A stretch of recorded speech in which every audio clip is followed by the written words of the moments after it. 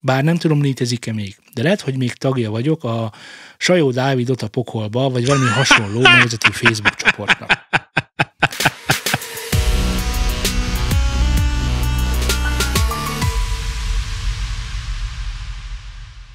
Köszöntök mindenkit szülni akaró szeretettel, ez itt már megint a New Zealand Studios, már megint egy új podcast.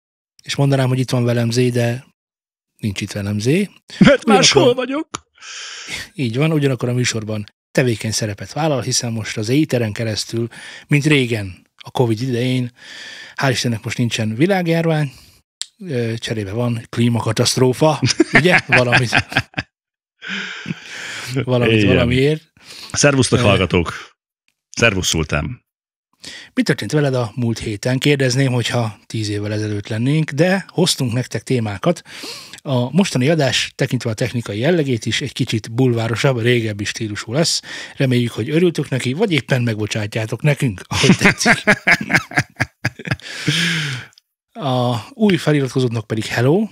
A egész pályás social media letámadásunk igen jó számokat mutat. Nagyon szépen köszönjük és üdvözöljük az új embereket, akik minket hallgatnak.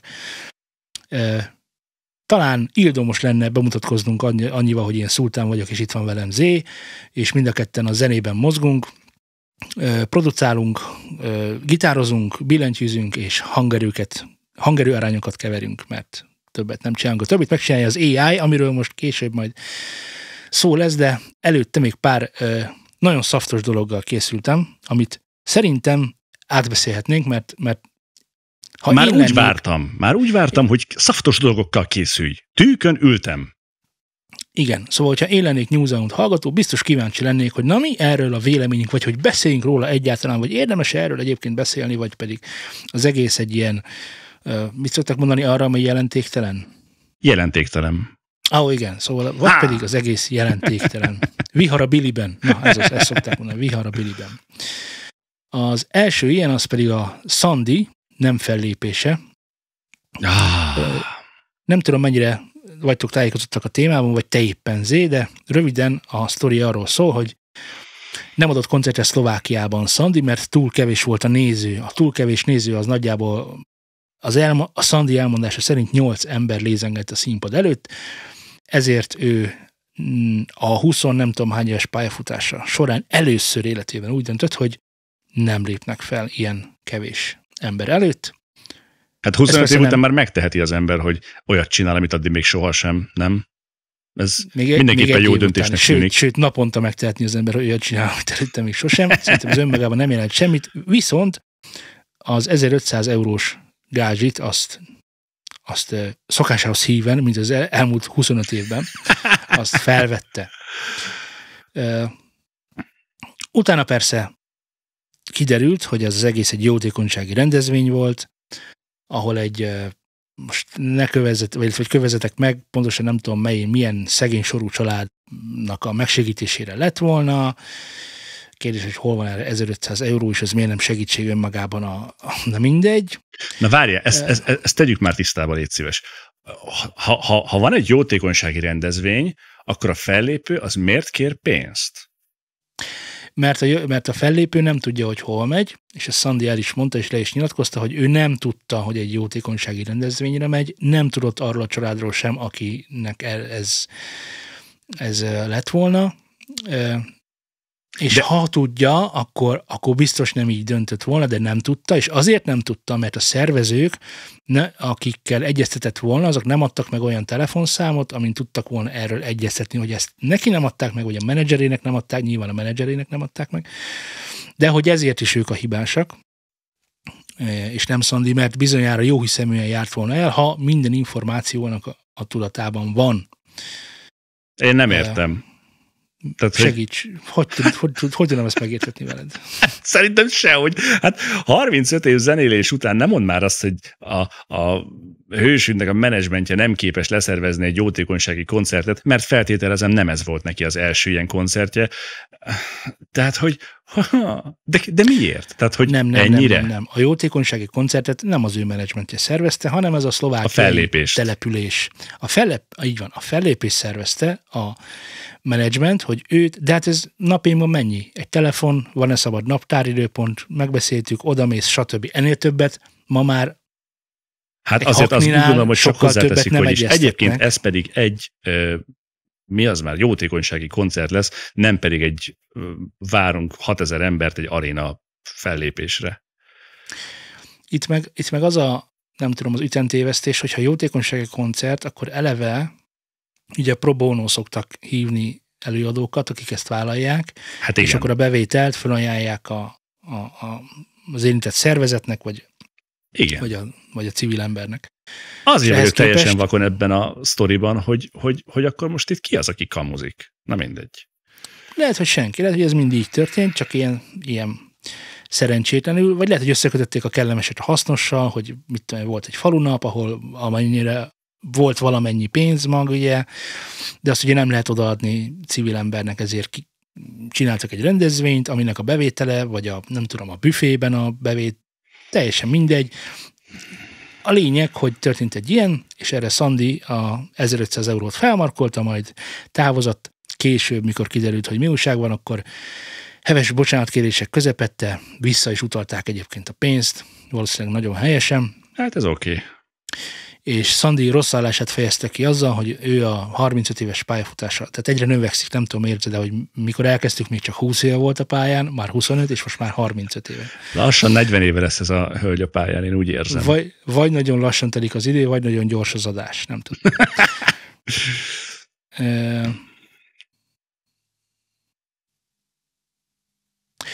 Szóval, hogy önhibájukon kívül Szandi beismerte, hogy önhibájukon kívül hiúsult meg a koncert, azonban ez az összeg nem 1500 euró volt, hanem jóval kevesebb, és a pénzt szeretnék felajánlani a rászoruló családnak. Szóval, hogy ez lett a pénz sorsa.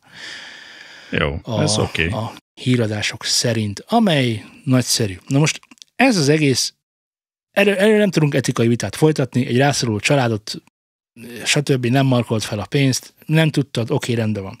Engem csak az a kérdés érdekel, hogy te, ha Szandi lennél, és már hát minden tulajdonság, szinte is minden majdnem tulajdonságod megvan ehhez, mint a YouTube nézők azt jól látják, akkor te hány fő alatt nem lépnél fel? Az világos, hogy a szerződésben ez le van fektetve, hogy mit tudom én, 40-50 fő alatt nincs rendezvény. Ez hát okay. Akkor nyilvánvalóan, ha ezt így megbeszéltük, akkor 40-50 fő alatt nem lenne. De hát miért kell egyáltalán ilyen kikötést berakni egy szerződésbe, hogy 40-50 fő alatt nem lépek föl, mert 10 embernek nem lehet zenélni? Hát azért, hogy ne készüljenek olyan képek, amik alásnak az előadónak Hát én értem, de 20 emberről is lehet úgy képet csinálni, hogy tömegnek tűnjön, tehát, hogy na mindegy. Ezt mind meg lehet csinálni, csak az egyik az egy akarat kérdése, a másik meg, tehát hogy az, hogy rossz vagy előnytelen dolgok készüljenek rólad, azt meg tudják csinálni, azt bárki, de hogy konkrétan olyan képet készíteni, hogy Szandi énekel és 8 ember lézeng tényleg a színpad előtt, az a következő, a jövőbeni megrendelőknek az nem egy pozitív kép, ha látjuk egy ilyet. Hát feltételezem, hogy ennyire pengeilen táncol Szandi, akkor biztos vagyok benne, hogy tehát ha ennyire ki van centízve, azért nem akar ilyet látni, mert egyébként sincsen sok megrendelése, feltételezem én. Akkor lenne ez számomra problémás, hogyha nagyon ki lenne hegyezve az egész helyzetem. Szerintem mindenféleképpen problémás, tehát hogyha most ne tegyünk már úgy, mintha mi nem léptünk volna föl 8 lézengő ember előtt. Vagy 4-nek. A különbség ugye a zene szeretete volt, mert hogy mi nem azért zenéltünk, mert hogy 1500 eurónk. Sőt, hát mondhatnánk, hogy jótékonysági alapon mi többet zenéltünk, mint Szandi. Hát az biztos. Ha szeretnéd, Szandi, akkor innen is tudunk egy kézikönyvet küldeni arról, hogy hogyan kell jótékonysági alapon zenélni. Nagyon egyszerű, nem kell érte pénzt kérni, és örülni kell a színpadon töltött időnek. Kész. És mi nem vonjuk kétségbe, hogy Szandi ne örülne a színpadon töltött időnek, vagy ne szeretne zenélni. Szerintem, mondom, marketing szempontból rossz ez, tehát, hogy nem lehet olyan fotót, vagy olyan videót felvállalni, ahol ilyen közönség van, és én ezt tökre megértem, ugyanakkor, ha a szerződésben ez bele van írva, akkor itt senkinek semmi dolga nincs. Ja. Tehát, hogy ennyi. Ha valaki elolvasta ezt a szerződést, akkor egészen biztosan tisztában volt vele, hogy ennek lehet ilyen következménye. Ha csak aláírta, hogy jó van, jön Sandy, tessék itt a pénz, hajrá, akkor és nem olvastál a szerződést nyilván, akkor meg hát vessen magára, aki nem tett így. Igen, meg a másik érdekes dolog, hogy nem tudom, olyan fura nekem, de lehet, hogy én vagyok rosszul belőve, hogy ha nem lépek föl, tudom, hogy szerződés, meg értem, én ezt értem, és akkor, de hogy a 35 év alatt még sosem fordult elő ilyen, de most előfordult, és fölveszem az 1500 eurót, ami főleg manapság annyira nem tűnik kevés pénznek, úgyhogy most így, főleg, hogy teljesítmény nélkül, mondom még egyszer, én értem a szerződést, de hogy azt nem érzi visszásnak senki egyébként, hogy valaki teljesítmény nélkül fölveszi a gázsit? Azzal együtt is, hogy szerződés? Hát, nem tudom, én kicsikét ahhoz tudnám ezt hasonlítani, mint amikor kibérelsz egy garást egy évre, majd nem használod, és aztán a végén azt mondod, hogy hát kifizettem neked az egy évnyi bérleti díjat, de valójában nem használtam, úgyhogy inkább add vissza ezt a pénzt. Vagy nem fizetem ki, érted? Egyébként ugye milyen ügyesen vannak megfogalmazva, akik nem annyira vannak benne, azoknak elmondom, hogy ilyenkor az előadónak tiszteletdíja van. Ami ugye a tiszteletdíj, az nem kötődik a performance-hoz. Innen a jogi megfogalmazás egy tisztelet. Én nagyon kíváncsi vagyok, hogy az emberek mit gondolnak erről.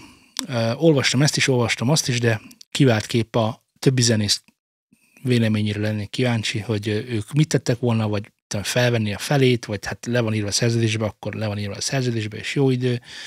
De pont Sandit egyébként nem így ismerjük. Vagy legalábbis én nem így ismertem meg, hogy ennyire tudom, hiány lenne a moralitásnak. Szerintem nem csak Sandyról van szó, hanem ugye itt már tudod, ezen a szinten azért ott van a menedzsment mögötte, és nem minden az, amit Sandy akar, hanem sokkal inkább az, amit a mögötte levő gépezet diktál. Nyilván attól függő, hogy ez mekkora méretű, meg hogy mint, de szerintem nem lehet ezt simán Sandyra ráhúzni, hogy ez az ő döntése volt egyedül. Ez teljesen jogos. És valóban igazad van, mert az ő keze is meg van kötve. A menedzsment az így mutat a markába, hogy hol a gázsi. Most jó kérdés, hogy ennek a menete, ennek a visszautalása azt a menedzsment csinálta, vagy Sandy? Mert akkor érted? Persze. Mindegy, nyilván megbeszéltünk. A másik sokkal érdekesebb, vagy hát nem biztos, hogy sokkal érdekesebb, de sokkal ingoványosabb téma, amit most így hoztunk nektek gyorsba, az igen komolyan és mélyen tisztelt Sajó Dávid személyét fogja pellengére tűzni. Ha és amennyiben nem voltatok képben, akkor most gyorsan képbe hozok mindenkit, ugyanis történt volt, hogy Sajó Dávid egy azt hiszem Instagram posztban leleplezte a 100 Scenes. 100 Scenes az egy korunk egyik legfoglalkoztatottabb és legtöbbre értékeltebb, vagy legtúl többre értékeltebb. Vagy van ilyen? Legtöbbre értékelt. Szóval, hogy ő egy producer, akinek el nem ítélhető módon vagy mindig egy maszk van rajta. Tehát egy ilyen, már nem is mondom, hogy mindig ugyanaz a maszk, mert van, hogy tökre más. Ő a magyar Slipknot. És szeretne. De jó lenne, inkább így mondom, de jó lenne, ha lenne egy magyar Slipknot, de hogy nem ez a lényege, de maga a sztori az ugyanez, hogy nem vállalja fel az arcát, mert hogy ezzel meg tudja őrizni a civil identitását is, miközben foglalkoztatott producerként űzi az ipart, és ez tök jó, meg ad mellé egy kis ilyen ízt, tudod, hogy hát nem tudjátok ki a 100 Scenes, nem tudjuk ki, szerintem a Lajos az, tudod, és akkor hogy mennek ki az emberek, és akkor hogy mutogatnak egymásra, hogy biztos te vagy a 100 Scenes. És eddig senki sem tudta, hogy ki volt a 100 Scenes? Hát nyilván nem titok, hogy ki 100 Scenes, de hogy így, ha megy az utca, a berkekben tudjuk, akkor így mondom, tehát hogy így, hogy lehet tudni, hogy ki a 100 Scenes, ha más nem, akkor tehát most nem akarok senkinek tanácsokat adni, de amikor készül egy dal, és a dalnak vannak szerzői, és a szerzőknek vannak nevei, és azt utána lehet nézni, hogy kik szerezték azt a dalt, és akkor be is zárul a kör, de az utca népe azért nem így működik, hogy egy név alapján azonnal rákeres, meg hát aki beletrakja ebbe a munkát, azt megtudja, de hogy itt most arról van szó, hogy a Telex After főszerkesztője, vagy rovatvezetője egy gyökér volt. Elég rövidre csaptad ezt az igen, rovatot. Na, akkor következő. De most ezen szerintem nincs mit szépíteni. Hát ne haragudj, az, hogy hogy így viselkedik, ráadásul ekkora publicitással rendelkező felületen, én ilyenkor komolyan nem értem, hogy ezek óvodások? Vagy mi a bánat van itt? Tehát... Nem osztozom felháborodásodban egyébként. Mert a sztori nem itt kezdődik. A sztori az jóval később, vagy előbb kezdődött. Ugye egyébként 100 Sins járt a Telex Afternél, járt Sajó Dávidnál is, és hát egyébként azon a Telex Afteres interjún pont, hogy nem volt rajta a maszk, hanem hogy kiblőrözték az arcát, és akkor ezzel biztosították az anonimitását ennek a producer srácnak, vagy fiúnak, vagy lánynak. Vagy nőnek. Tudni pontosan. Vagy nőnek. Majd később valamin, én sem tudom pontosan, hogy de hogy megkülönböztek, összekülönböztek, és történt volt, hogy 100 Sins kirakott egy Twitter bejegyzést, ahol volt kiírta, hogy ennyi volt az egész, erre hivatkozva történt az a válasz, amit Sajó csinált, hogy most nem tudom pontosan idézni, de hogy az volt a lényege, hogy Telex After, talán volt egy 2 pont, és utána volt egy hányós smiley, vagy egy nevetős, vagy egy hányós és egy nevetős, meg egy dollárjel, ilyesmi. Ez volt a nagyon komoly szép kinyilatkoztatása 100 Sinsnek a Telex After. Tehát, hogy én úgy gondolom, ez hogy... kemény. Hogy kemény szavak ezek. Valami, amin érdemes megsértődni. Tehát, hogyha tényleg ilyen hányos smiley-t, akkor én is azonnal borítom az asztalt. Ez, meg az anyázás. És ezen felbuzdulva rakta ki Instagramra 100 Sins igazi, illetve hát retusálatlan, vagy hogy mondjam, processzálatlan, pőre valóságában lévő önmagát, és akkor mit tudom én, hogy ne feled, hogy ez vagy te is ember vagy nem tudom, tehát hogy valami ilyesmi volt aláírva, de nem is ez a lényeg, hanem hogy ezt később levette, és akkor milyen jogon, stb. Na ez a sztori így, amire 2 nagyon érdekes reakció történt. Az egyiket Azaria tette. Hogy jön ide Azaria? Hát ezt lehet tudni, hogy elég sok mindenkivel dolgozott együtt 100 Sins, köztük van Azaria is egyébként, és Azaria elmondta, most pontosan keresem a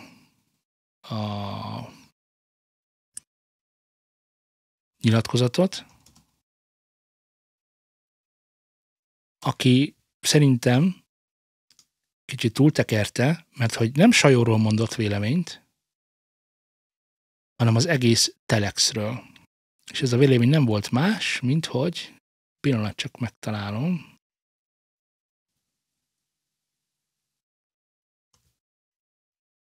Hát mondjuk azért egy ember alapján egy egész médiumról véleményt mondani, az nem tudom, szerintem az nem túl oké. De biztos csak velem van a probléma ebből a szempontból, hiszen köztudod, hogy az én véleményem az mindig valahogy tök más, mint a többieké. Na, megtaláltad már? Persze.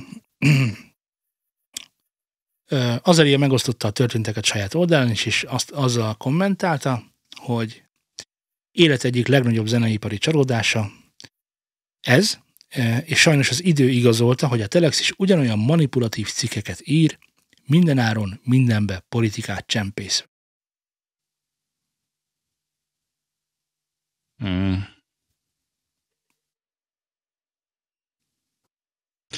Hát jó, mondjuk nyilván ahhoz, hogy azt meg tudjam ítélni, nem ártal a Telexet olvasni.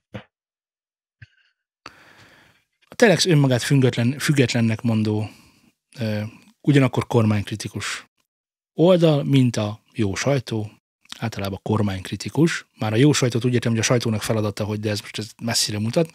Persze. De a sajtónak mindig feladata a mindenkori kormány kritika, szerintem legalábbis, függetlenül attól, hogy jobb, vagy baloldali, vagy sárgaoldali, vagy zöldoldali. És ezzel szerintem nincsen semmi baj. Ugyanakkor ezzel a mondattal ebbe az egészbe szerintem pont, hogy Azaria csempészi bele a politikát, amikor azt mondja, hogy ez az egész a politikáról szól. Ami akár lehet így is, mert én nem látom az egész képet. Meg lehet úgy is, mert ő sem biztos, hogy látja az egész képet. De az viszont biztos, hogy Azariának a impactje, nem tudok erre jobb szót, a hatása? Igen, tehát hogy a politikai befolyása, és a politika szót, mint befolyás értem itt, tehát hogy nem a politikailag, hanem a hatása arra, hogy mi történik a világban, az nagy. Tehát, hogyha ő elmondja valakiről, hogy valamilyen, akkor egy csomó ember gondolja majd arra, hogy hogy olyan, hogy azért, és a többi, és a többi, és a többi. Na most ehhez képest, hogy éppen ezzel ellentétben a Telex is úgy gondolja, hogy ez nem volt a helyén, és szerintem hoztak egy nagyon jó döntést, persze lehetett volna még jobb döntést is hozni. Szóval az ügy nem maradt következmények nélkül. Németh Tamás főszerkesztő hétfő este között, hogy a Sajó távozik a Telex After éléről. A Telex Aftert ezt azért tartom fontosnak, mert az Telex After az a Telexnek nem a médiával mondjad már, hanem a szórakoztatóiparral kapcsolatos aloldala, rovata, helyét Bicsérdi Fülöp Ádám veszi át. És akkor idézett, kollégánk belátta, hogy hibázott, és bocsánatot kért az előadótól. Ezentúl azonban a sok éves közös szakmai munka és érdemei elismerése mellett is úgy döntöttünk, hogy ennek kell, hogy legyen következménye. Ezért leváltjuk vezetői pozíciójából. Milyen furcsa, hogy létezik még olyan hely, ahol a dolgoknak van következménye. Hadd mondjak el egy történetet Sajó Dávidhöz, hogy miért nem volt sosem alkalmas arra, ahova őt tették.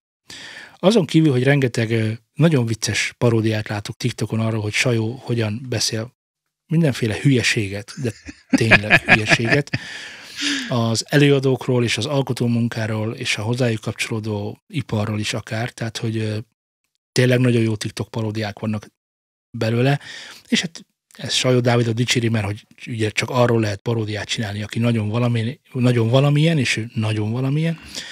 Ugyanakkor én azt hiszem még tagja vagyok, bár nem tudom, létezik-e még, de lehet, hogy még tagja vagyok a Sajó Dávidot a pokolba, vagy valami hasonló nevezetű Facebook csoportnak. Ezt zenei... De várj, ezt te alapítottad, vagy csatlakoztál hozzá?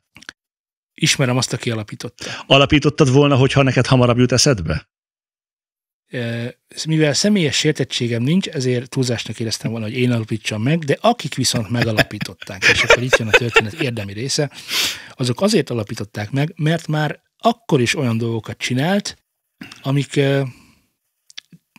arcspirituak voltak, csak nem olyan emberekkel, akiknek ekkora befolyása volt a zeneiparra, és így az emberekre. Mint Hundred Sinsnek, vagy akár Azariának, hanem sokkal, tehát ugye sokat elmond egy emberről, hogy ha a földön fekvőt rugdossák. Az sokat elmond, azt hiszem. És képzeld el, hogy volt egy zenekar, valamikor nagyon régen, akik játszottak, én már nem is tudom pontosan mit, szóval nevezzük most grunge-nak mondjuk. Jó? Nem grunge volt, azt hiszem, de most mindegy, nevezzük grunge-nak. És akkor Sajó meg kiírt egy ilyet, vagy mondott egy ilyet, már nem is emlékszem pontosan, tehát ez több éves történet, tehát úgy érezzétek ezt, és ő azóta van a rovat élén, hogy valami ilyesmi, hogy aki grunge-ot játszik, annak most azonnal abba kéne hagynia, vagy valami hasonlót. Tehát, Istenem, de ez... Valamilyen sommás ítéletet arról, egy olyan kultúráról, egy olyan szubkultúráról, amit ő nem tart sokra. Most kultúrák között különbséget teremteni, vagy tenni, az már eleve visszás, tehát hogy azt nagyon óvatosan kell csinálni, vagy nagyon képbe kell lenni mindennel, és akkor úgy egrecíroztatni a dolgokat, vagy inkább nem mondani semmit, ahogy a bölcs taoista, buddhista kaotikus fostista csinálja. De valakiről azt mondani, hogy ezt most semmit, azt mondanám, hogy aki hip-hopot játszik, az hagyja már abba, mert a hip-hop bölcsője az Amerikában van. Tehát ez most nagyjából ilyen. De érted, tehát, hogy ha legalább lenne valami zenei múltja, amiből lehet táplálkozni, amiből ki tudja emelni azt, hogy miért mondja azt, amit ő, de nem is mondana ilyet egyébként, hogyha bármilyen zenei vonatkozása is lenne azon kívül, hogy ír kell. Már Így nem van. tudom. Így van. Ha életében egyszer írt volna egy dalt, csak azért, mert szeret zenélni, akkor ilyet soha az életben nem mondana. Nem csak Vagy ő, játszott hanem, volna senki. ilyet, vagy amolyat is. Nem kell ahhoz dalt írni, elég, ha csak eljátszod, már akkor is rájössz, hogy ha találsz különböző értékeket, vagy találsz bármilyen értéket különböző stílusokban, különböző dalokban, nem fogom azt mondani, hogy halál rájuk. Nem azt mondta, hogy halál rájuk, de Jó, valami de nagyon érted. hasonló. Na, szóval mi ne legyünk sajuk, tehát hogy nem azt Ne. mondta, de hogy alapvetően azért, mert valami valahonnan származik, ki a csuda tiltja meg egy olyan demokratikus, de tényleg az egyik legdemokratikusabb iparban, ami a zeneipar, hogy valaki Afrika közepén ne akarjon Fúziós magyar japán népzenét játszani. Így, pontosan, kazak népi himnuszt írni, tehát miért ne lehetne? Lehet, és akkor azt valaki szereti, vagy nem szereti, de önmagában azt, hogy ezt ne csináld, mert szerintem ezt nem neked kéne csinálni, hanem középkorú fehér embereknek, te pedig nem ilyen vagy, na az nettó. Hogy is mondtad? Gyökérség. Így van. Ez a helyes, azt hiszem így mondják, igen, a Szent Kisegyház, Máramaroson a Szent. Benne van az enciklopédiában. Így van. Szóval szerintem ezzel ez a baj. Meg Sajóval mindig is ez volt a baj, azon kívül, hogy nem ért a zenéhez, és hogy van az a nagyon szűk dolog, ami neki tetszik, és erről azt gondolja.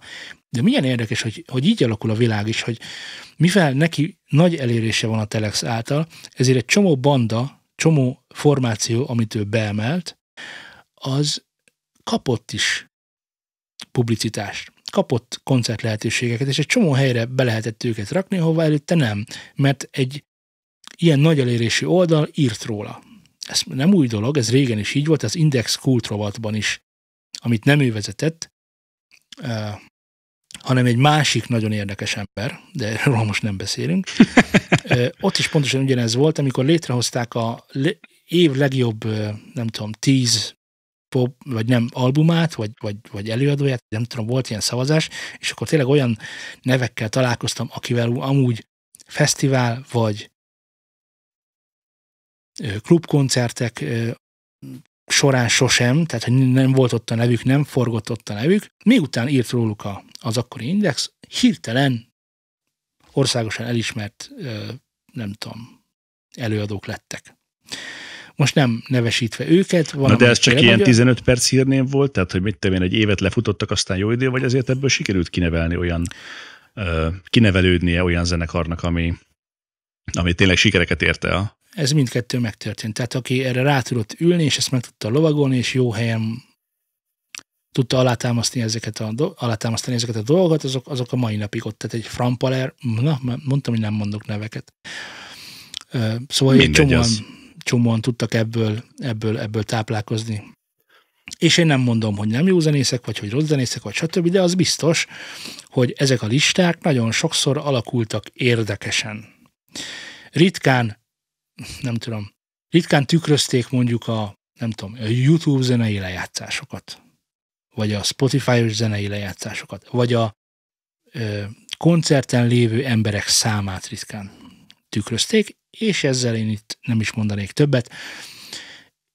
És hogy ezt Sajó Dávid átvette, ugyanúgy jelentek meg olyan emberek, akik nem tudom, hogy hogyan kerültek oda, de aztán befutottak egy olyan pályát, ami alapján retrospektív érdemesnek találtatott arra, hogy ilyen publicitást kapjon. De most ennek vége. Most Sajó Dávid ízlése helyett majd most valaki másnak az ízlésével fogunk szerintem találkozni, mert hogy ez mutatja a sorminta, tehát hogy olyan a világon nincsen. Annak idején volt egy gitárosunk, és ő mondta, hogy van a Hammerworld, most nem akarok senkit ott bántani, milyen jó, mert hogy el is felejtettem az írónak a nevét, hogy volt ott egy ilyen nagyon kritikaíró, mai napig vannak egyébként kritikák a Hammerworldben, de hogy volt ott egy kritikaíró, és és tudni lehetett arról az emberről, hogy minden, ami olyan, mint a kalapács, az jó zene, ami meg nem olyan, az meg, hát az hülyeség.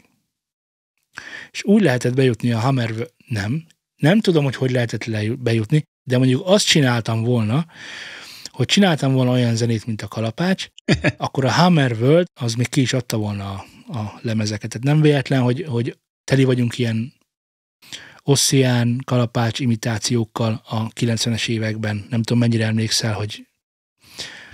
Nekem ezek kimaradtak, tudod, én ezeket sosem hallgattam. Pontosan. Tehát pontosan azért maradt ki, mert az összes ugyanilyen mintára ment, mert ezt lehetett akkor befuttatni, ennek volt táptalaja ezekben a médiában, és ezzel együtt, vagy éppen ennek ellenére, ezeket hallgatták azok az emberek, akik magyar nyelvű rockot vagy metált szerettek volna hallgatni, nem úgy, mint mi, akik nem is tudtunk ezekről a magazinokról, vagy egy másik, nem korban éltünk. Máshogy szocializálódtunk, mert a korunk az ugyanaz volt, csak máshogy szocializálódtunk, és ezért hallgattunk mi külföldi lemezeket, míg azok, akik... Tehát innen egyébként az a nagyon sok éves elmaradásunk, nem megbántva ezzel a Hammerworld-et, mert minket is kiraktak, bár egy másik szerkesztőség van azóta már ott, de hogy ezek így konzerválják annak az embernek az ízlésével együtt az ország ízlését, akik ezeket olvassák, ezeket fogyasztják. Mert hogy azzal találkoznak, amit ez az ember elejéig tesz. Nekem ezzel kapcsolatban az a fura... olvastam, nem is tudom, hogy szerintem Hammerworld-ön is, meg szerintem talán Indexen, Terexen is olvastam kritikákat lemezekről. Így van.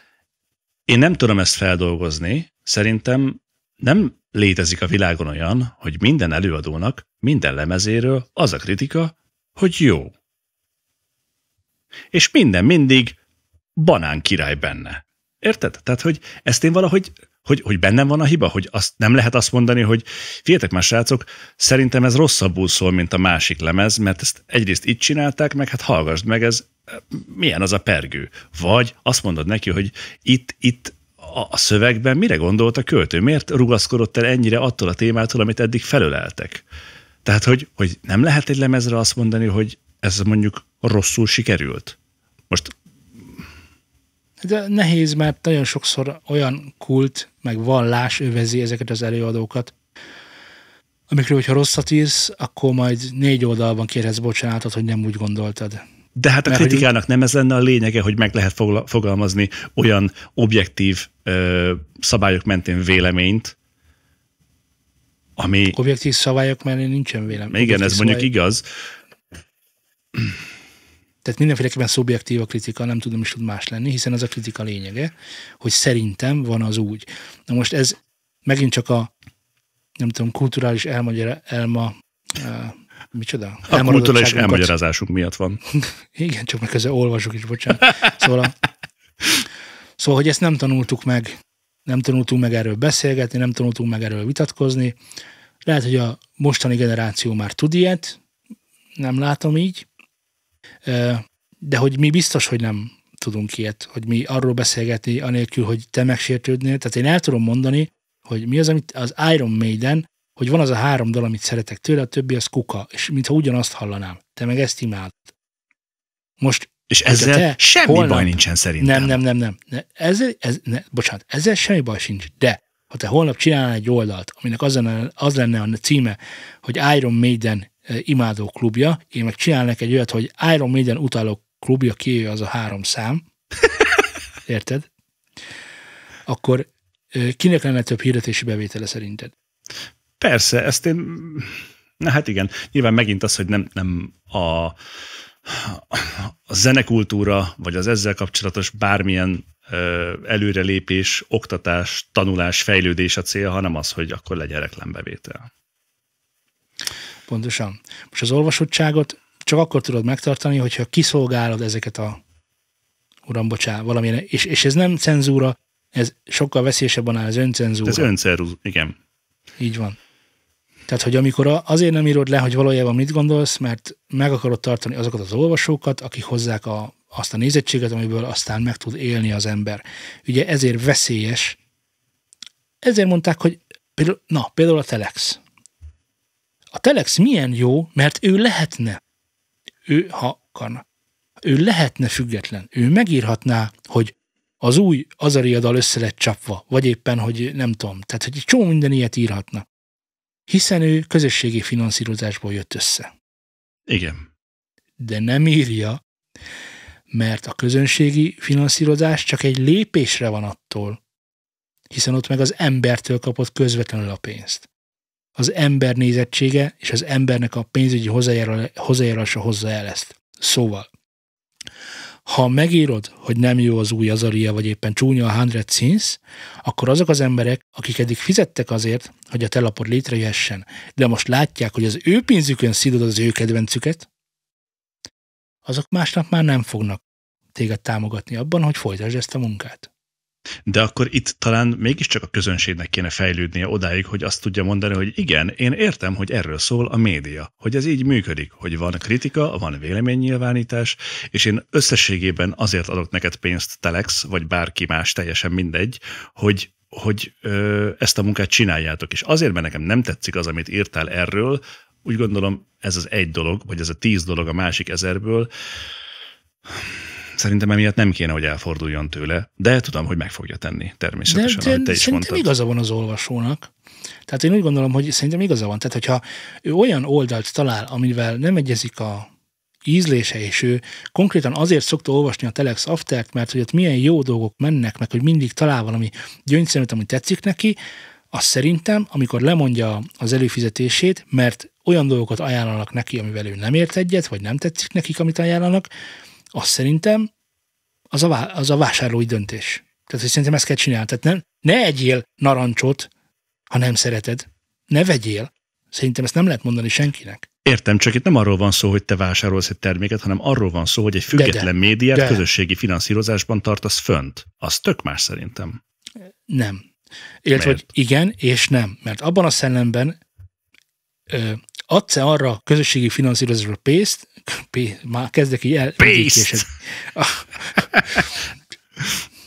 Nem tudom, szoktál nézni a cápákat, nem tudom hol, és akkor mindig szoktam örülni a Balog Leventének, mert ő ilyen köcskeméti, itt falumbeli, így mondom, és ő mindig szokta mondani, hogy hát csak az lebagyi pénz. Így. Nagyon aranyos. Na de, hogy mit is akartam? Közösségi média finanszírozás. Oké, hogy nem konkrétan veszed meg a narancsot, na de adnál-e pénzt arra, hogy Magyarországon az emberek narancsot termeljenek? Mert akkor az közösségi finanszírozáson kezdve. Hát nem, mert nem szeretem narancsot. Jó, de jó, persze, ha csak a narancs miatt van, akkor nyilvánvalóan nem, de hogyha azt mondod, hogy legyen Magyarországon gyümölcstermesztés, aminek része a narancs. Ez világos, de ez pont azért kiragadott példa, mint hogy a Sajó Dávid ezen hibája is egy kiragadott példa. Tehát a bogyós gyümölcs termesztés, tehát hogy akkor... Na, alakul. Hogy találjuk meg a tökéletesen analóg példát? Igen, tehát ez egy jó kérdés, igen. De valahogy így.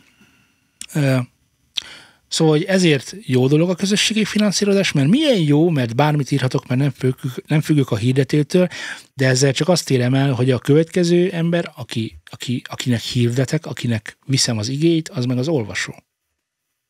Érted? Jó, és akkor felmerül a kérdés, hogy hogyan lehet tényleg független olyan médiát, vagy médiumot alkotni, ahol tényleg ennyire független, hogy nem befolyásolnak ilyen szinten az olvasói vélemények.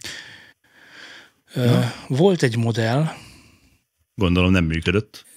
De Szlovákiában van egy modell, nem szeretném ide citálni, mert nem tudom pontosan, nem emlékszem pontosan, hogy működik, de nálam sokkal okosabban, mert a Póli Feri magyarázta el egyszer, hogy hogyan van ott úgy,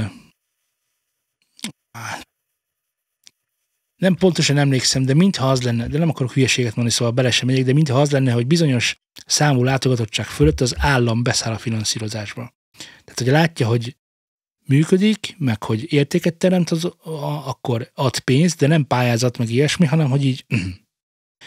És ezzel szemben nincsen elvárás, ez csak egy szám, amit el kell érned. Tehát valami ilyesmire, mintha így lenne, vagy valami hasonló. Hát jó. És akkor azt írhatsz, amit akarsz, független vagy, mert megvan a számosságod, ha nincs meg a számosságod, akkor hirtelen lehet, hogy hülyeségeket kell írnod ahhoz, hogy újra legyen elérésed. De alapvetően, akik szomjú hoznak valamilyen fajta tartalmat, azok meg tudják találni ebben a szomszédos szlovák testvéreink között. De szerintem Sajó Dávidról ennyit, sokkal hamarabb kellett volna már leváltani, sokkal előbb. Mindenkitől elnézést, aki szereti a Talax After, akár a podcastjét, vagy nem tudom, szerintem mint zenész úgy gondolom, hogy nagyon bárgyú és bugyuta volt, de...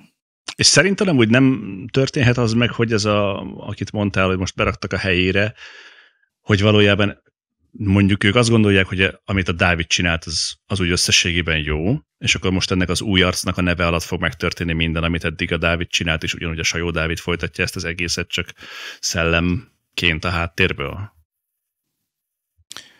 De ez lehet. Meg az is lehet, hogy most akkor a Fülöp Ádám lesz majd olyan, mint a Sajó, csak most nem Sajós lesz, hanem Picsérdi Fülöp Ádámos lesz. Ez összeádámozza.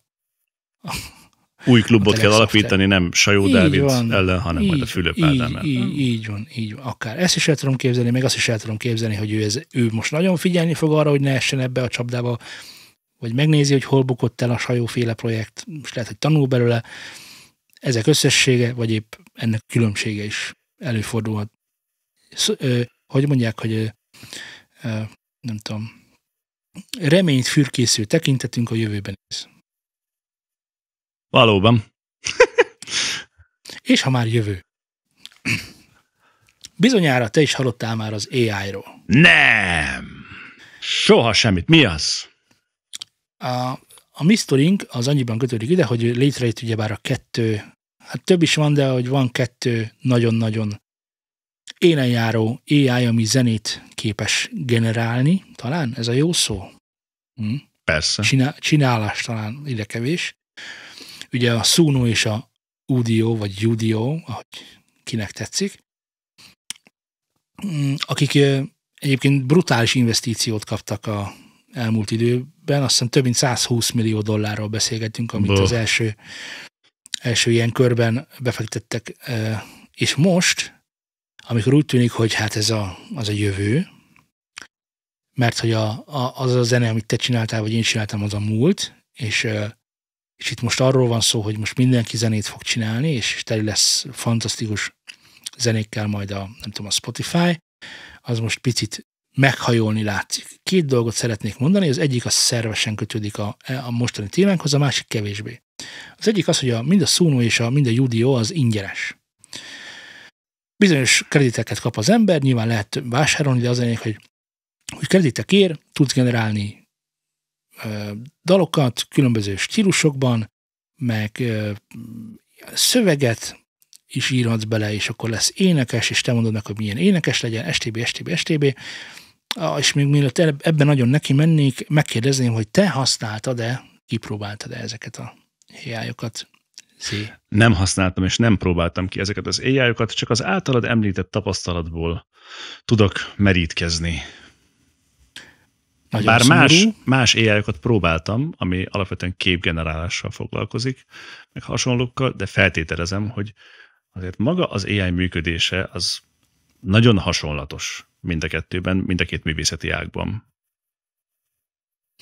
Tud-e olyat csinálni a képgeneráló, amiről beszélsz, hogy azt mondom, hogy fess egy olyan képet, amin egy pingvin van, és ez nézzen úgy ki, mintha Viktor Vasarely festette volna.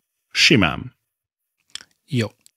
Ezt sem a Sunóval, sem az Udioval nem tudod megcsinálni, mert kínosan ügyelnek arra, hogy ne használhassd föl igazi, meglévő előadóknak a stílusát te saját zenéd legenerálására. Oké, de akkor mi értelme volt egy AI-t csinálni, amit valamilyen zenéken betanítottak, hogy azokat a mintákat használja arra, hogy ne olyat csináljon?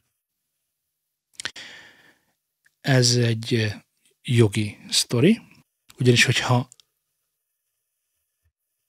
be lehetne mondani, hogy csinálj nekem olyan zenét, mint az Anima, akkor biztosan megtörténne az a dolog, hogy fogja Anima zenéjét, melyet felhasznál, és a te zenédet ezáltal generálja le.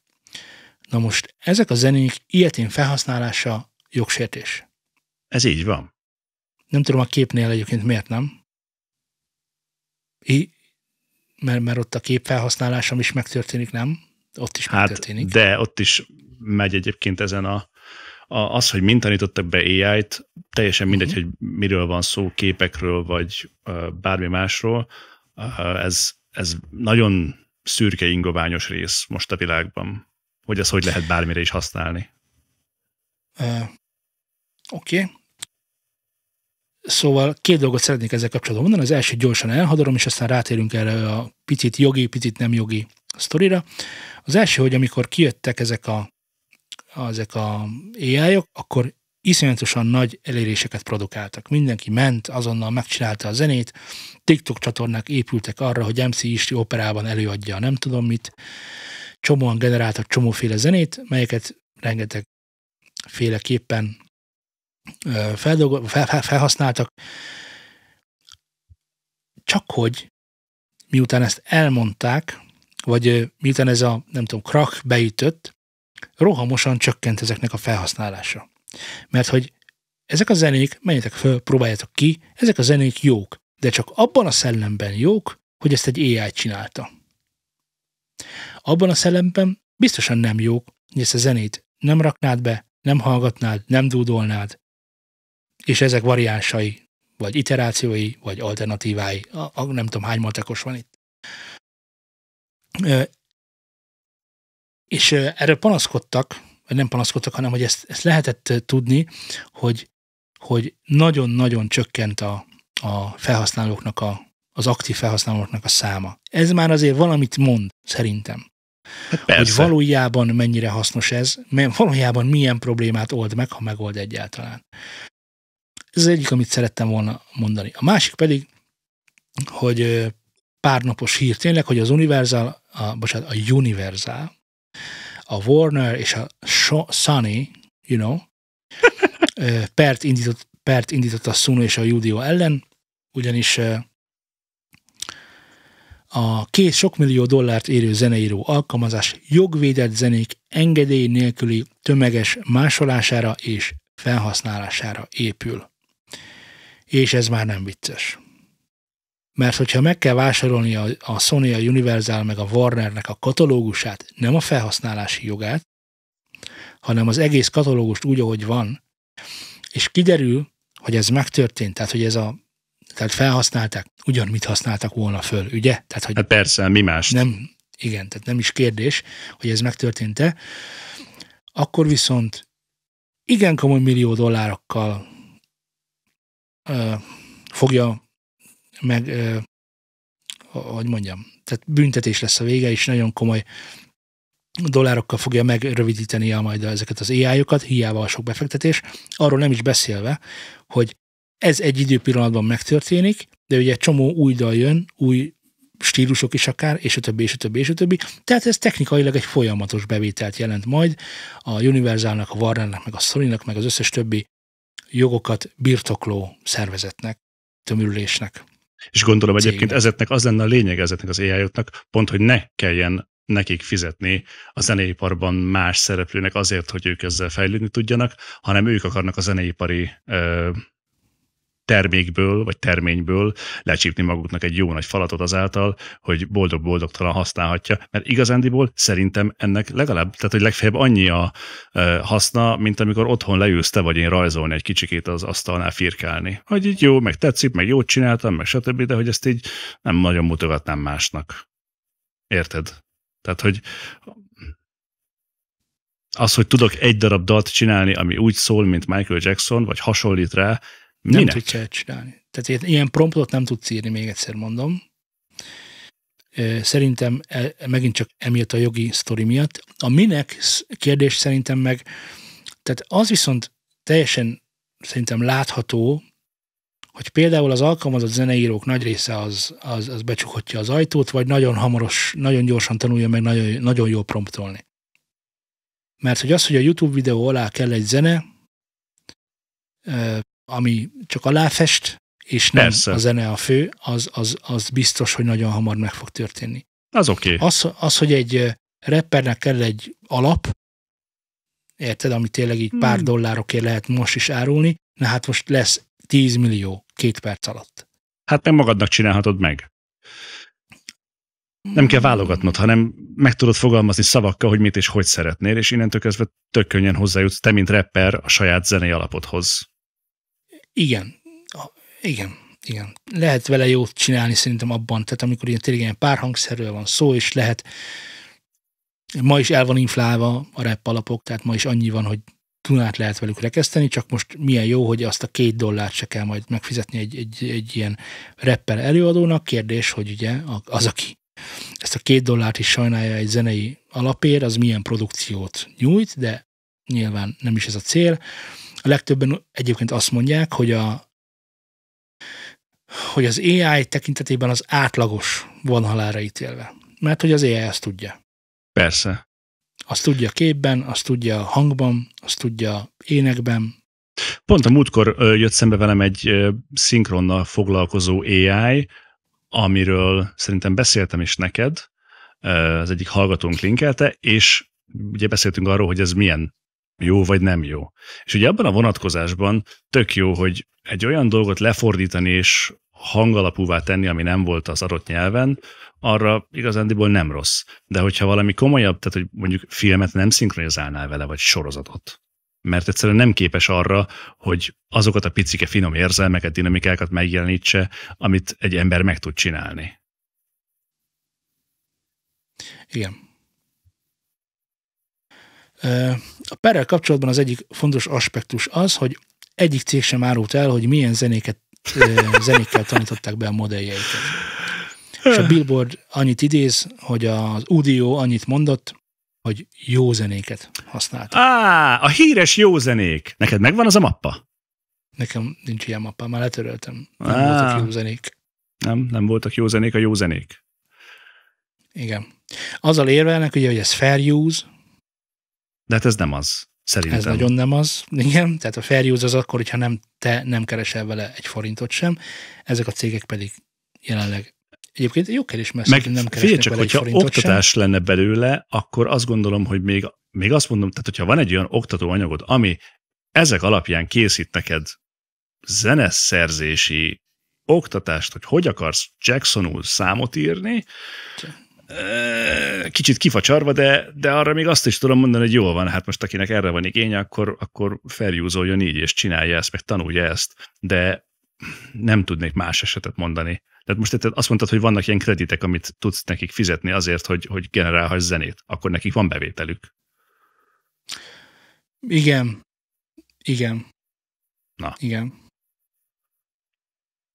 Tehát arra építenek nyilvánvalóan, tehát arra nem appellálhatnak, hogy folyamatosan befektetői köröket fűznek meg, és abból élnek. Tehát valamikor ezt szeretnék majd a befektetők is viszont látni.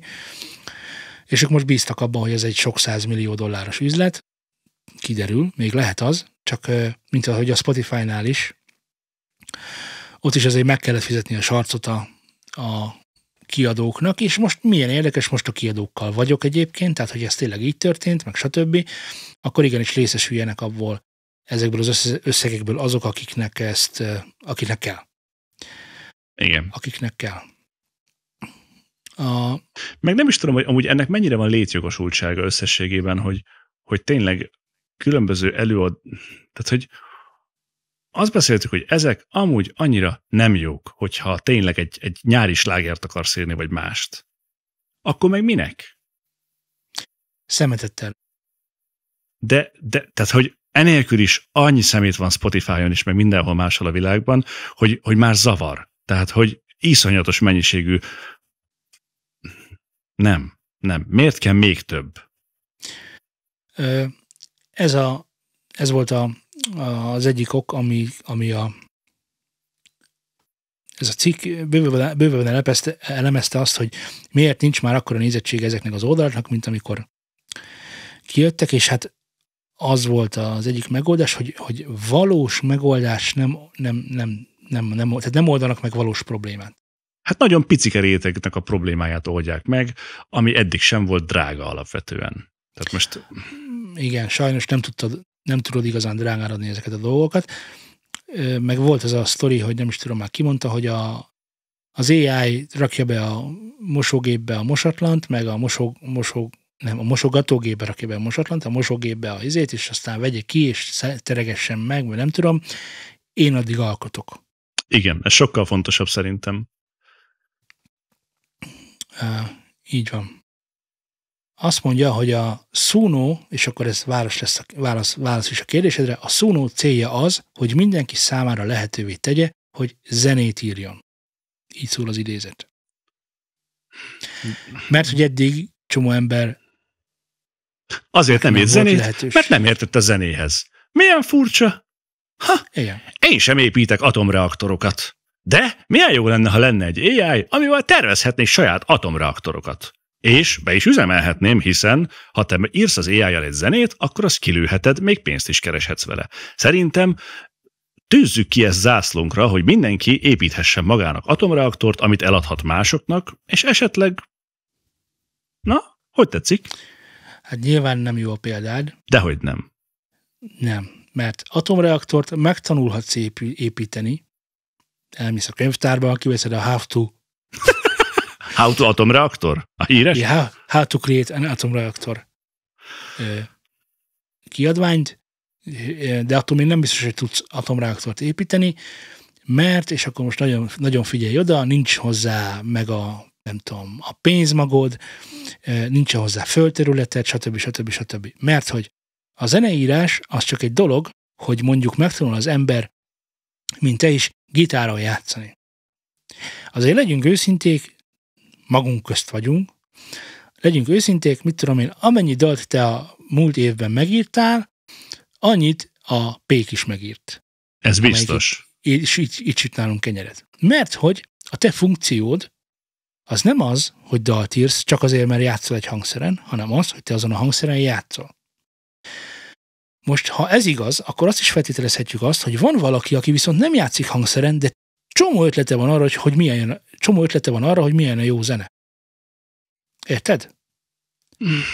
Neki nagyon-nagyon sok időbe telne az, hogy megtanuljon az összes hangszeren játszani, ami szeretné, hogy szerepeljen a zenéjében, és aztán, hogy ebből egy valós kész produktumot készítsen. Szerintem pont ugyanott vagyunk, mint a majom, akinek van lehetőség, vagy van matematikai valószínűsége arra, hogy egyszer legépeli a háború és békét. Ha odaülteted egy elé. Nem egészen. Itt nincs annyi variáció, itt csak az van, hogy beír valamit, és a felhasználó, majd beír valamit ezekbe a generálókba, és a legenerált tartalomról a felhasználó, aki szeretne zenét írni, és jót, az eldönti az ízlése alapján, hogy amit kiköpött, az neki tetszik, vagy nem. Jó, csak szerintem ez nem vezet se a fejlődés útján, mert addig, amikor majd a saját zenéivel tanítatják az AI-t, mert azok lesznek az új zenék, mert már senki nem ír új muzsikát, akkor ott egy olyan végtelen ciklusba kerültél, ahol nem tudsz újat alkotni, mert amit te csináltál, az nem lesz az. Másrésztről szerintem nem hiszem azt, hogy amikor már ott van a szartenger, és ez még hullámzik is, akkor a zenészek majd még több erőt fognak abba ölni, hogy esetleg kitűnjenek ebből az egysíkú, mert hogy ezek azért elég gyorsan egysíkúvá válnak, hiszen ugyanabból a mintából fognak dolgozni. Tehát, hogy akkor hol van itt a zeneipar jövője?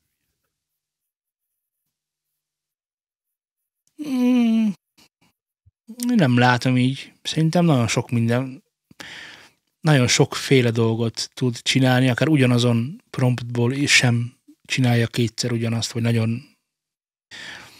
Tehát, hogy pont, hogy azért a random faktor az nagyon benne van, és nagyon nagy a könyvtár, amiből válogathat, szóval nem... Egy sikó abban a szellemben biztosan, hogy azért ezek bizonyos tulajdonságaikban, hiszen az ember, aki mögötte van, az valamilyen módon képzelte el az életét. Szóval az ember, aki mögötte van, az bizonyára, na, hogy mondjam ezt szépen neked? Mondj csúnyán.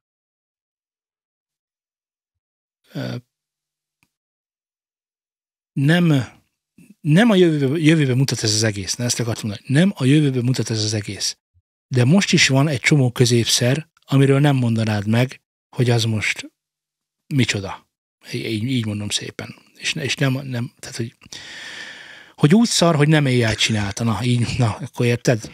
És ezáltal meg lesz egy csomó, ami úgy szar, hogy AI csinálta. De sokkal Igen. több lesz, mert ez meg ontja magából. Hát napi 10 000 dalt is meg tudsz írni, hogyha akarsz. Igen, de most ezek úgy lesznek szarok, hogy az, aki csinálja őket, az úgy gondolja, hogy ez jó. Mert hogy ő csinálta, aki nem játszik hangszeren, meg nem érted? Hát ezzel és sokkal ez egy másik lettem. fajta. Figyelj, a demokratizálódás szerintem az egy jó oldala ennek az egésznek. Szerintem tök jó, hogy ott van egy csomó ember, akinek van valamilyen ízlése, és aztán ezekből a promptokból lehet, hogy egy tök jót tud kihalászni majd. Jelenleg nem itt tartunk. Az is biztos, hogy az AI ezen módjának a felhasználása is jogi. Tehát, hogy ugye hogy van, hogy azért, mert én generáltattam le, akkor az enyéme. Hát ez ugye alapvetően benne szokott lenni most már a különböző AI-oknak a szerződési feltételében, hogy attól függ, hogy mekkora csomagra fizetsz elő, meg hogy van, akkor te ott a minden felhasználási jogát élvezheted annak a műnek, amit alkottál. Tehát félreértés ne essék. Nem, bocsánat, nem jogilag. Hanem? Hát, hogy azt én csináltam-e. Ja. Érted? Így értettem, hogy az mennyire vagyok én. Mint szerző. Már nem jogilag szerző, megint rossz használat. Értem, hogy mire gondolsz. Tehát, hogy az mennyire... Tehát az egy másik kérdés szerint. De az meg egy ilyen morális kérdés. Mert jogilag ezt már kitisztázzák az ügyvédek, hogy mi, hogy bla bla bla. Mindenki kifizeti szerintem, hogy ki kell fizetni, és menni fog tovább a biznisz. De hogy önmagában az egy jobb kérdés, hogy majd a szerzőhöz odabigyeztet, hogy Pali, tudod, mert Pali ráreppelt, és Pali legeneráltatta, de hogy Pali valójában... Prompt engineernek hívják mostanában ezeket. Zsír, de ez nekem nem mond semmit. Már nem úgy értem a szót, de hogy értem. Király. Én is nevetek rajtuk. Na, szóval, hogy így állunk most ezekkel a... Egyébként próbáljátok ki, tehát kedves hallgatók, nézők, ha próbáljátok ki a Sunót is, meg az Audiót is, és nagyon kíváncsi vagyok a véleményetekre, hogy mit gondoltok erről. Meglepődnétek szerintem, hogy én is a mai nap is használtam AI-t, amikor zenét csináltam. Más kérdés, hogy nem kreatív folyamatokban, hanem lustasági, nem tudom. Hívjuk hatékonysági. Ja, hatékonyságit. Mert hogy van olyan AI, amit én megcsinálnék 1 óra alatt, most mondtam valamit, azt ő megcsinálja 1 perc alatt. És akkor az nekem az idő meg micsoda? Lekváros tészta. Pontosan. Így van. Figyelj, mi is használunk AI-t ugye a nyomdában, tehát hogy mind a képgenerálás, mind a Photoshopnak a generatív funkciói hihetetlen jól működnek, mert egy csomó minden egy valag időt megtakarít nekünk. Tehát érted, amikor egy képről le kell szedni ezt, azt, hát eddig megcsináltuk, nyilván a bonyolultságtól függően 10 perc, 1 óra, fél nap, akármennyi. Ez a cucc meg hát másodpercek.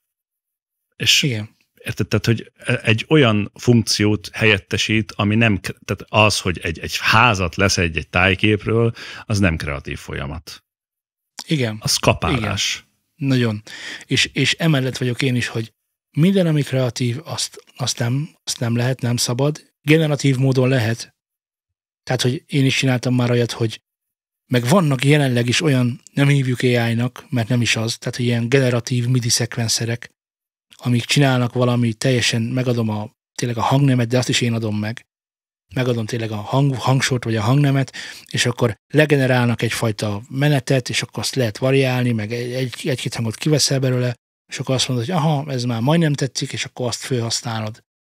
De ezek, tehát az alkotó még mindig én vagyok, mert én elveszek, én hozzáadok, én kitalálom, hogy az tetszik-e nekem, vagy nem tetszik nekem, és aztán a végén azt valamilyen módon felhasználom. Nem is biztos, hogy pont ugyanazt, amit generálnak. De tökre sok olyan van, ami főleg ilyen vasba épített szekvenszereknél ezek a randomok, hogy nem is tudod megváltoztatni, és akkor az úgy kimegy zenébe. Hát hallok én is olyanokat, hogy hát hallom, hogy hamis, nyilván ott az adja meg az ízét, hogy a diszonás sokszor, mert nagyon random, vagy nem jól promptolták a randomot, de hogy mai nap is van ilyen a zenében. Csak generatív hozzáállásnak hívjuk, nem pedig AI-nak. Az, hogy az egész zenét megcsinálja, az már combosabb. De igen, viszont ahhoz nagyon tök jó lenne, hogyha tehát például a múltkori adásban egy fázisokat összeegyeztetni, ezt már rég egy AI-nak kéne csinálni. Hát persze. Mert ez egy olyan probléma, amivel én nem akarok foglalkozni, mert tök uncsi. És egy hangmérnöknek, aki egy bizonyos szint fölött, tehát amikor én eldöntöttem, hogy milyen lesz a zene, egy csomó olyan feladat van, amit így ki lehetne így az AI-nak így dobni, hogy ezt se akarom, azt se akarom, mert ez is rabszolgamunka, meg az is rabszolgamunka. Csináljanak arra AI-t. Ezzel kapcsolatban az merült föl bennem, hogy oké, te ezeket megcsináltad, meg tudod, és ezt szeretnéd úgymond kiszervezni egy AI-nak, rendben van. De mondjuk egy generációval később szerinted van annak létjogosultsága, hogy tudja azt a következő producer, hogy amúgy nem csak bedobom az antiphézer AI-nak, hogy akkor ezt intézze, hanem hogy miért kell azt elintézni? Figyelj, csak van egy nagyon jó hírem, hogy neki nem ez lesz a problémája. Tehát úgy van, hogy ugye régen, amikor nem volt, mit tudom én, kompresszor, meg leverel, meg mit tudom én csoda, addig az volt a probléma, hogy hát hogy csináljuk meg, hogy ne ugráljon ennyire a hangerő, és lehessen még hangosabb zenét csinálni, meg jobb zenét. És amikor ezt megoldották, mi már ezen nem foglalkozunk, hogy mit csinál egy nyilván tudjuk, de ha nem tudnám, csak hallanám, akkor is elégedett lennék a végeredménnyel. Szóval neki majd az lesz a probléma, majd jön egy másik probléma, ami majd, mivel ezeket a problémákat már mind megoldottuk, már nem mi, hanem hogy az ipar megoldotta, majd jönnek új problémák. De ez már a zenekeverésnek, meg zenecsiholásnak egy következő szintje lesz, hogy még durvább dolgokat tudjunk csinálni. Érted? Persze. Nem lesz fontos, hogy ő tudja, hogy mi az a fázisegyeztető. Azt tudja, hogy rá kell rakni. Mint ahogy rá kell rakni a mélyvágó szűrőt a mindenre, ami nem basszus meg lábdob. Most mondtam valami hülyeséget, nehogy rárakjátok mindenre. De hogy érted, ennyi. Meg rá kell rakni a True Peak limitert a végére, hogyha megy a CD Masterre. Érted? Miért kell rárakni? Most én el tudom neked magyarázni, de holnap attól te nem tudsz többet. Rá kell rakni. Na, hát most pirosnál meg kell állni. Miért? Mert ha tovább mész, akkor beléd jönnek. Ezt hamar megtanulod. Az biztos. Alapvetően azért kell rárakni ezeket a dolgokat, mert ugye, hogy versenyben maradjál azokkal a dalokkal, amikkel te versenyezni szeretnél. Mert azokban ezt mind megcsinálják, és ha te nem csinálod meg, akkor kevesebb leszel, és a többi, és a többi, és a többi. Alapvetően ez vitte előre a zeneipart, egyébként a mai napig is ez viszi előre a zeneipart. Nem azért lett mondjuk a Suci nevű plugin annyira jó, mert azt ne lehetett volna megcsinálni, hanem azzal lehet a leggyorsabban megcsinálni. Ja. És amikor ezzel nem kell uram, bocsánat, szarakodnod, hanem rárakod a Sucit, és ez megcsinálja magától, akkor egy csomó időd marad más munkafolyamatokra. Akár persze, kreatív munkafolyamatokra. Na és ez az, amiért jók ezek a dolgok. Nem azért, mert ezt ne tudnád megcsinálni kézzel. Csak nagyon sok időbe telne. Teljes egyetértés. Na, örülök, hogy a adás végére egyetértettünk. Nem, mintha közben nem értettünk volna egy. Csak most így érdekes volt veled egyetérteni, mert általában nem szok. Na, de a hallgatók között és a nézők között biztos van olyan, aki nem ért egyet, vagy máshogy gondolja, és Sandynek igenis megérdemelt volt a pénze, és jól tette a sajó, hogy lerántotta a leplet a 100 Scenes-ről, mert mit gondol, mit képzel? Igen! És amúgy is az AI egy jó dolog, és a zenészek csak azért vannak, hogy kizsákmányolják a hallgatóságot. Így van. Szerintem csomóan gondolják így. Nem mondják ki, de mi lehetőséget adunk, hogy ezt kimondjátok. Mi nem cenzúrázunk. Így van. Hogy keresetek minket az elérhetőségeinken, vagy Telegram csoportunkban, Facebookon, és a többi, és ahol. Mindenhol. Majd tudjátok ti azt, és az új érában ezeket már nem mondjuk be, hanem csak így hegykén a leírásban. Hát azért nem mondtam, hogy mindenki megtalálja, ha szeretné, viszont lájkolni, feliratkozni kötelező továbbra is. Úgyhogy csapjatok oda, mi pedig jövünk a következő alkalommal. Sziasztok! Sziasztok!